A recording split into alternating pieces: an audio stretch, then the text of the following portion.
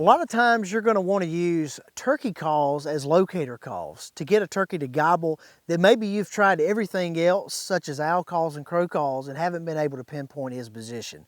A lot of times you're going to be doing this on up in the day, in which you may have turkeys that basically have quit gobbling for the day, and you're trying to get them fired up and to respond. Now, one thing you'll always want to do before you do a turkey locator call is assume that there's a turkey 50 yards away or 70 yards away, and he's just right over that ridge, and he's going to gobble real quick, and you're going to have to scramble.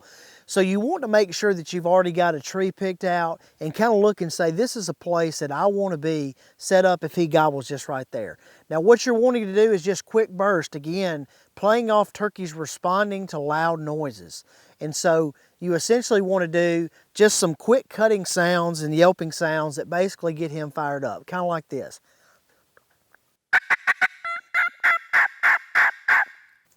And then listen, then wait for him to gobble.